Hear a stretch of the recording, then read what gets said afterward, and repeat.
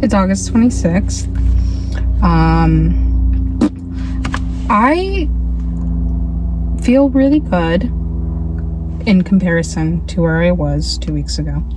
I have been working off my tuchus to get to where I am currently, because I definitely feel like the stumble that I took was a reality check.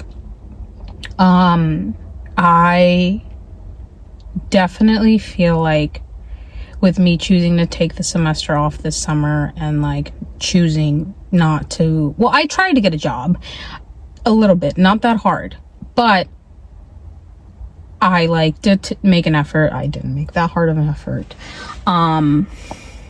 To be fair, I did realize that like my schedules were not consistent and trying to fit in a third job was going to be really difficult. And like I was weighing out the options and it just was not like, just was not working. So it's not that it was going without effort. It just was not like panning out. So I prioritized fun this summer. I'm going to be 100% honest with you. I prioritized going out and like letting my hair down. And at the end of the day, I have no regrets. It put me in an overall amazing like headspace.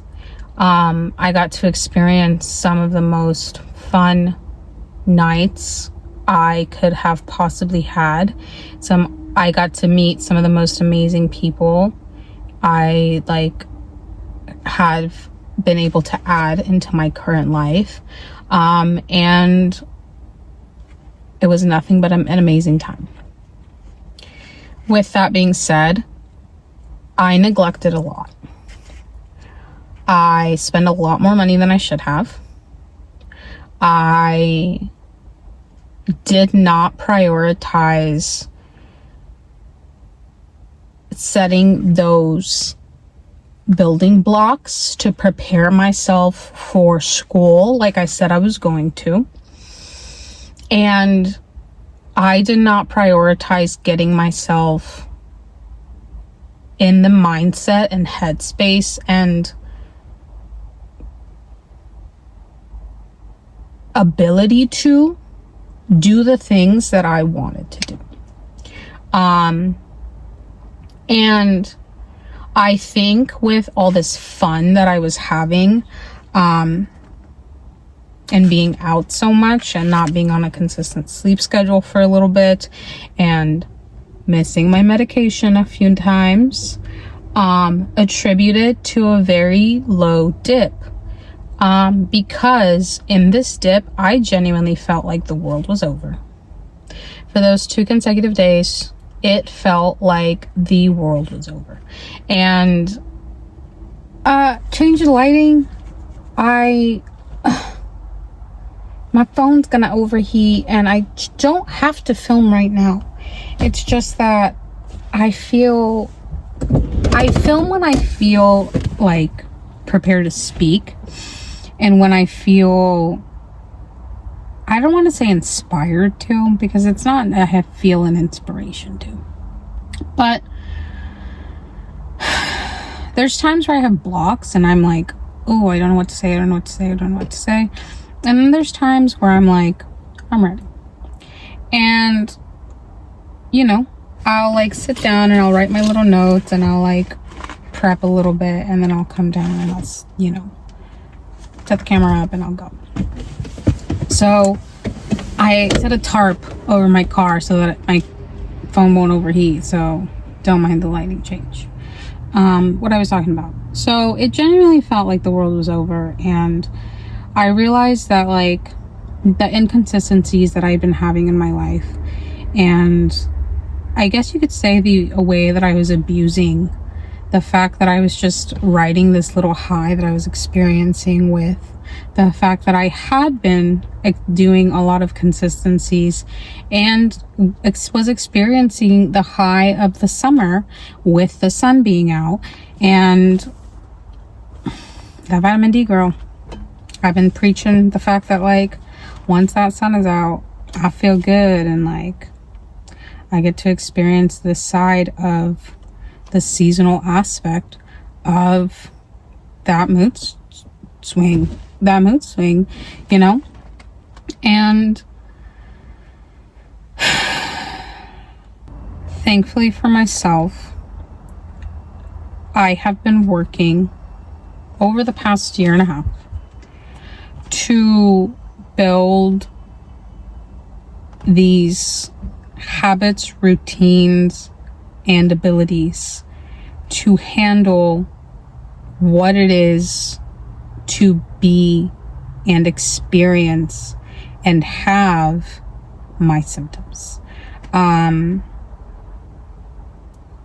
know what it is to be me. I can't sit here and say I know what it is to be bipolar, to have bipolar, to experience bipolar. I know what it is to experience myself. I know what it is to experience my mood swings. I had one of my sit downs with my therapist, and speaking of adding certain medications to my roster, I told her that I felt that I could hold off.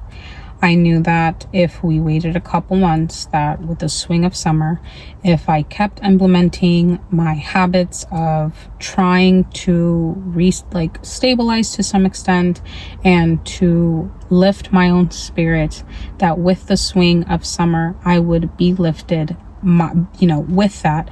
And if I could add the attempts of habits, I should be able to uplift myself into a status in which I wouldn't need these medications. And in taking this large dip that I did, I had this realization that I was taking this opportunity in vain. I'm sitting here feeling the best I have felt in a very long time, and I could be taking this opportunity to literally uplift myself, and I'm relishing in what it feels like and losing its opportunity.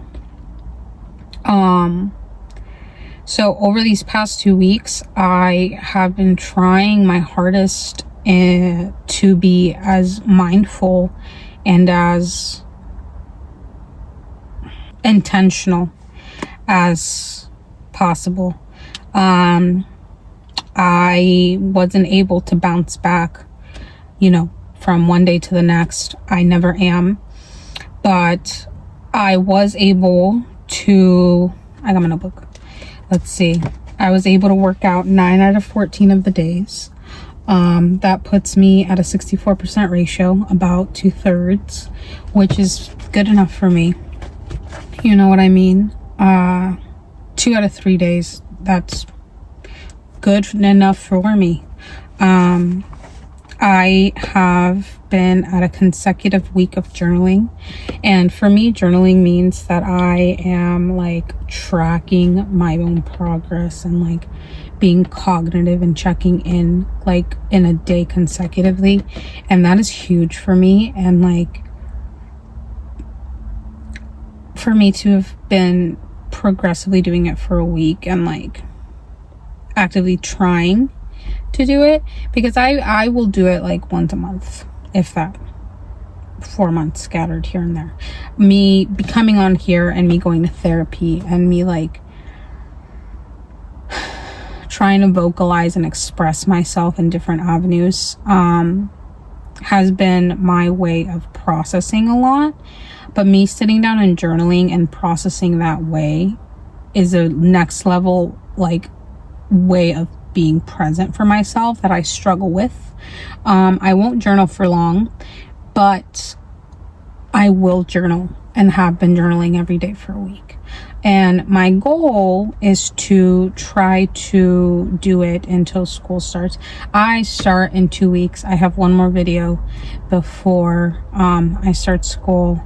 And my goal is to keep this level of attempt in, you know, being mindful and intentional with my efforts. I have been planning out my remainder of the year because I feel like the theme of this year has been very, you know, willy-nilly. I feel like with the transition of everything that's happened from, you know, the get-go, with me changing positions in my job to starting school to like now, everything leading up until now has been just the shift of like what my life has been, and that's been phenomenal. It has led to me being in such a more positive and like present, grateful, mindful state, and I am grateful for that. But I feel like that's not the point of this. You know what I mean? The point of this is to follow my dreams and chase my passions and drive me, you know?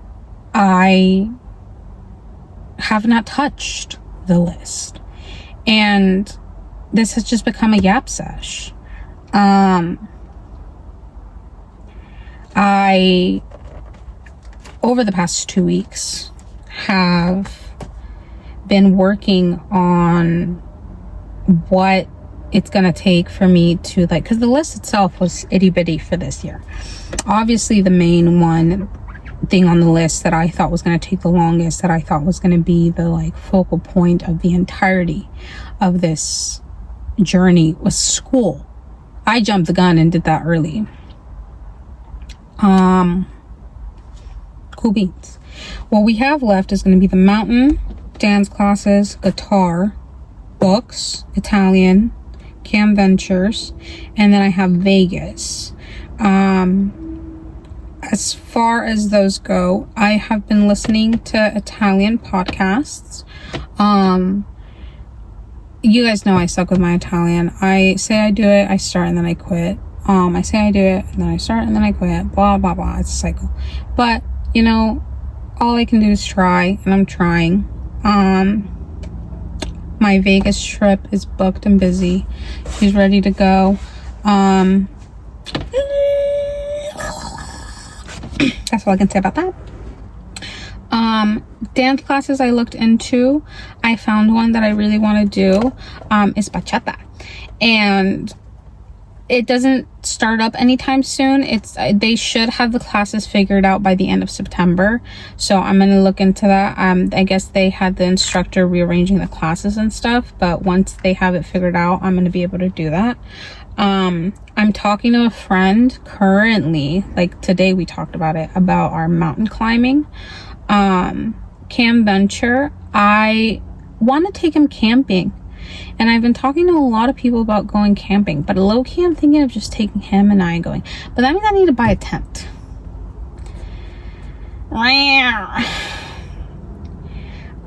Books, which we'll get into, because I finished a book.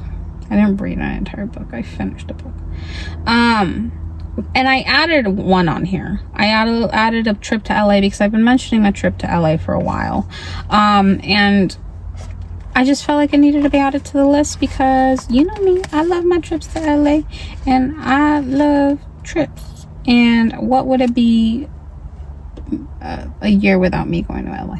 So, but it's not going to be just a trip to LA. I want to take the train. Period. Book I read. I finished Anger.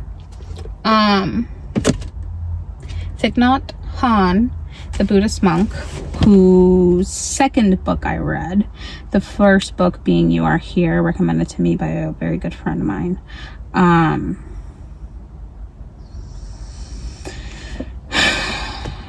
I took away quite a bit from the book, and I don't tend to go into too much detail. There's been a couple books that I've gone into detail depending on like the effect that they have on me.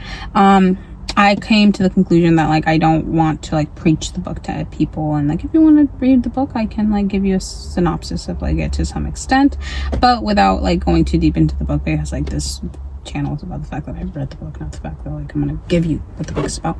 I give you a breakdown on like how to process your anger as opposed to like how to deal with your anger, which seems so like weird that I'm saying they're like different when it seems like they are the same.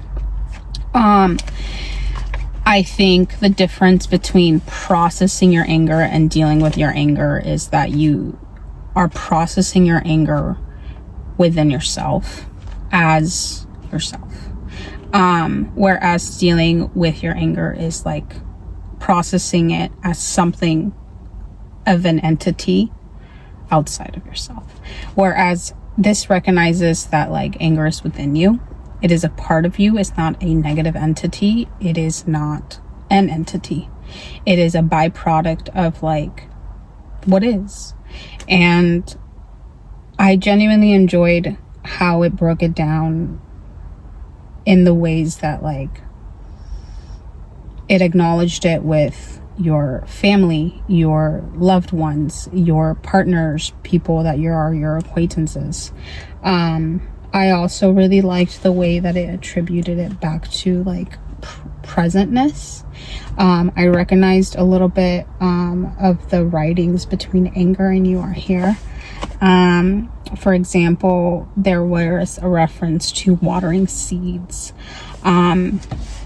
This analogy being your, I guess you could say, qualities, your qualities within yourself that are not necessarily good or bad, but like, I guess, positive, negative, however you choose to like view this. But positive to the world or negative to the world, positive affecting or negative affecting to the world, and how you can like choose to like act upon these and like feed them and like nourish these to like make them more prominent in your life and presenting in your personality, by acting upon them and making them more habitual within yourself. And I remember reading this within You Are Here. And I remember reading the part of how you can practice mindfulness to have this be more of a acted upon habit so that it was easier to access. And a conversation I had recently with someone in which they related one of my issues to mindfulness, in which they said I needed to practice gratitude for the things that I do have as opposed to acknowledging the things that I don't. And it wasn't said or stated in a like way. It was more so just the like, you know, it doesn't hurt to be grateful for the things that you do have, and it will definitely change your outlook and ability to live in what you have. And it was very kind and it was very nice and it made me feel good, and it definitely has helped me with like my existence. I'm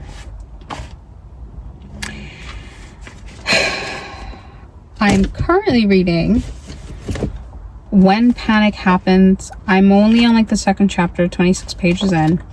I had 13 books to read this year. I'm 7 months in, and I've read 1.5 books. No, I read 1 book and 2 half books. Really behind. Really need to catch up. But yeah, I realized that there is an opportunity for me to buckle down and, you know, not make this of what I wish it was, but make this what I had the intentions of this. Make this of what I had the intentions of this. Do with this of what I had the intentions of, you know? I set this up not to like have a challenge and go about it and, you know, maybe I can do it.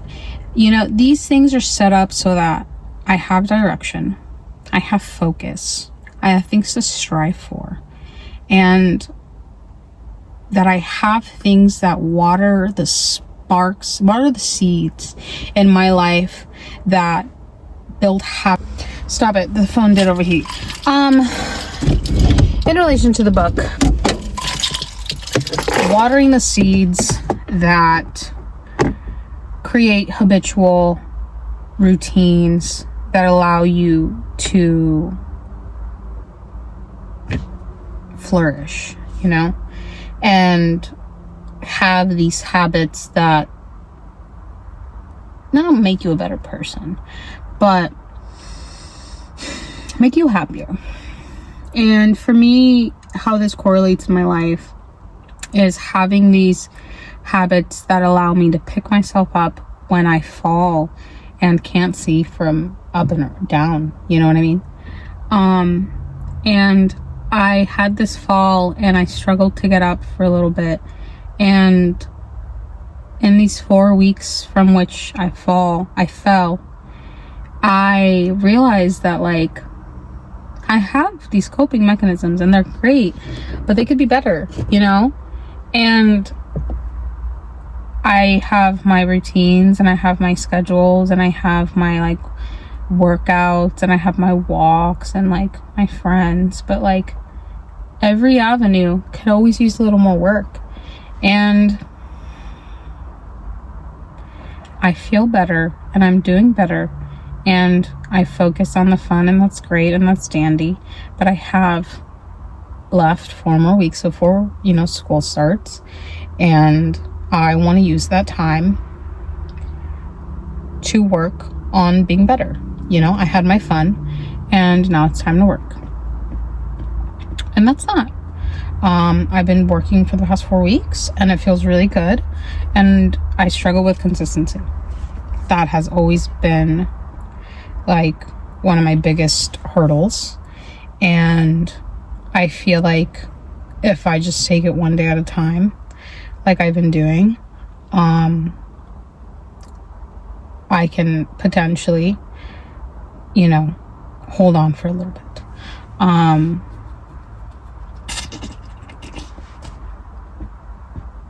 Yeah, I'm only on, like, let's see,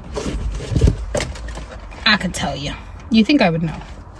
I'm only on day 7, day 8. You know what I mean? So, I was doing math, because I was like, what's 14 plus 8?